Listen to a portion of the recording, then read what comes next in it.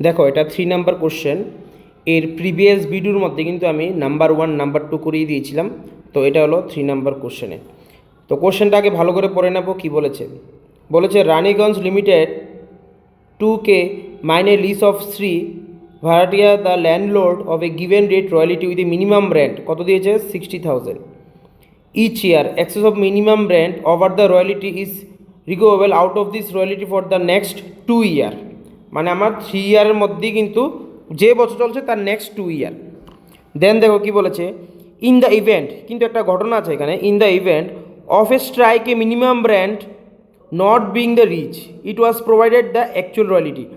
মানে যেই বছর স্ট্রাইক করেছে ওই বছরে আমার অ্যাকচুয়াল রয়্যালিটি যেটা থাকবে ওইটাই করতে হবে, এটা এখানে বলে দিয়েছে। তার মানে সবগুলির মধ্যে কিন্তু 60,000 মিনিমাম রেন্ট হবে না।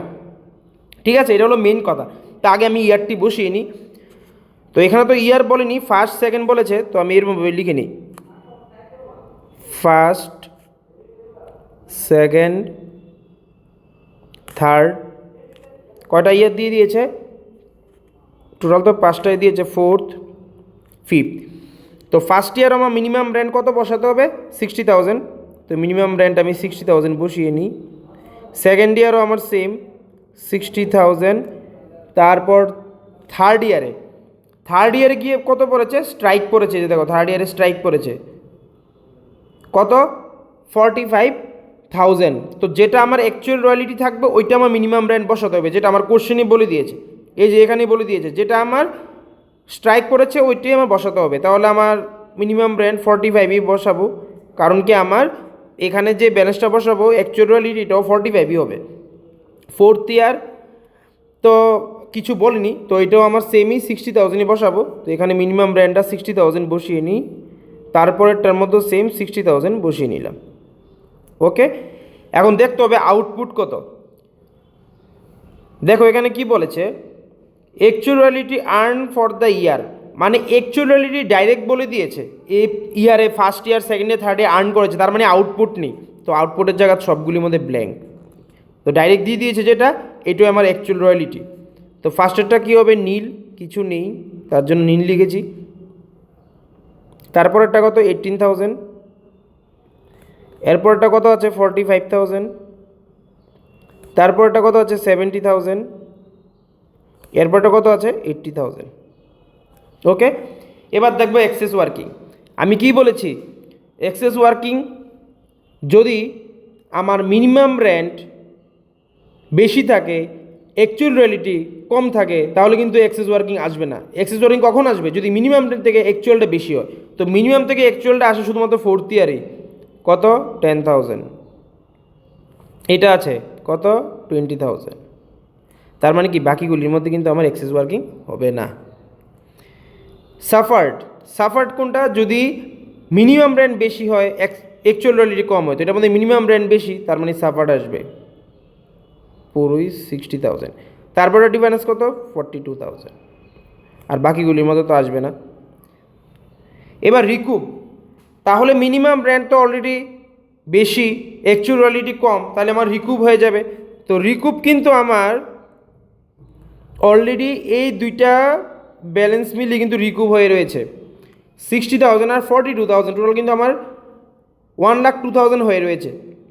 তো আমি রিকুপ করতে পারবো। আমার কত বছর বলেছে? এখানে বলে দিয়েছে তো নেক্সট 2 ইয়ার, মানে যে বছর চলছে তার নেক্সট 2 ইয়ার। কিন্তু দেখা গেছে থার্ড ইয়ারের মধ্যে গিয়ে আমার স্ট্রাইক করেছে, ধরো এই বছর তো আমি দিতে পারবো না কিছু, তার মানে ফোর্থ ইয়ার ধর অবধি করতে হবে, মানে 4 বছরের মধ্যেই কিন্তু আমার রিকুপটা পুরো কমপ্লিট করতে হবে। কারণ ফার্স্ট সেকেন্ড তো আছে, থার্ড ইয়ারে তো আমার স্ট্রাইক করে গেলো, তাহলে তো হবে না। তার মানে কি আমার ফোর্থ ইয়ারের মধ্যে কমপ্লিট করতে হবে, 1, 2 আর 3, এই ফোর্থ ইয়ারের মধ্যে আমার রিকুপটা কমপ্লিট করতে হবে।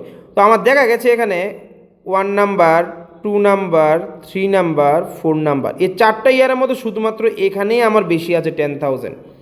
আমার তো রিকুপ করতে হবে 1,02,000 মতন, কেননা এই 60,000 আর 40,000 মিলিত হয়েছে 1,02,000। এই দুইটার মধ্যে শুধু আমি 10,000 রিকুপ করতে পারবো। তো আমি সঙ্গে সঙ্গে এখানে লিখে ফেলবো রিকুপের মধ্যে 10,000, কারণ আমার কাছে এক্সট্রা বেশি টাকা এটাই আছে। তাহলে আমার রিটার্ন অফ করতে হবে কত? তাহলে তো প্রায় বলতে গেলে 92 মতনই আমার রিকুপ হয়ে রয়েছে, কারণ 1,02,000 মধ্যে মাত্র 10,000 দিয়েছি, তাহলে বাকি তো আরও 92 রয়ে গেছে। তো 92 তো ডাইরেক্ট লিখতে পারবো না। তো যে বছর স্ট্রাইক করেছে এই বছর আমি লিখে ফেলবো 60,000 এই বছর তার হবে না, তাহলে 42 থেকে আমি 10,000 রিকুপ করে দিয়েছি, বাকি থাকবে কত 32, এই 32 হলো রিটার্ন অফ। ওকে, এবার দেখো সিএফ এর প্রথম ব্যালেন্স কত হবে 60,000, 60,000 সাথে 42 করলে কত হবে 1,02,000, দেন কত হবে আবার, এরপর তো স্ট্রাইক, তো 42 বসিয়ে দেবো।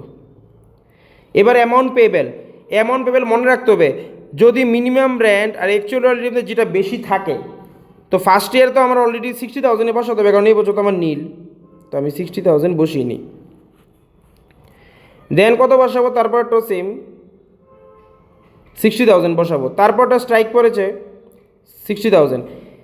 এই 60,000 আর 70,000-এর মধ্যে বেশি কোনটা, 60,000 আর 70,000-এর মধ্যে বেশি কোনটা, 70,000 নিয়মে কিন্তু 70,000 বসার কথা, কিন্তু বসাবো না কেন, কারণ এই বছর অলরেডি আমার রিকুপ আছে, এই যে রিকুপ আছে 10,000, তার জন্য আমার কতই বসাতে হবে 60,000-ই কিন্তু বসাতে হবে। এরপরে কত 80,000, 60,000, তো আমি 80,000-ই বসাবো, কারণ এই বছর আমার কোনো রিকুপ নেই। আমরা বলেছে যে ফার্স্ট নেক্সট 2 ইয়ারের মধ্যে কমপ্লিট করতে হবে, চার বছরের মধ্যে আমার সব কিছু কমপ্লিট করে নিতে হবে, 4 বছরের মধ্যে আমার পুরোটা কমপ্লিট করে নিতে হবে, 3 বছর তো স্ট্রাইক পড়ে গেছে। তো এটা ছিল থার্ড নাম্বার অঙ্ক। আবারও বলছি, রয়্যালিটির মধ্যে আমি রিকুপ তখনই দিতে পারবো যদি আমার কাছে এক্সেস ওয়ার্কিংটা বেশি থাকে। তো এক্সেস ওয়ার্কিং এই 4 বছরের মধ্যে শুধু একবার এসেছে 10,000, তার জন্য রিকুপ করে পড়তে পেরেছি 10,000, কিন্তু আমার তো হাতে অলরেডি কত হয়ে রয়েছে 1,02,000-এর মতন রয়ে গেছে, যেটা দিতেই হবে। তো মাত্র 10,000 দিয়েছি, তো বাকি আরও কত বাকি রয়েছিল 92,000, ওই 92,000 রিটার্ন অফটা করে দিয়েছি। তো আজকের জন্য ভিডিওটা এখানে শেষ করছি, নেক্সট আরেকটা প্রবলেমের মধ্যে করিয়ে দেবো।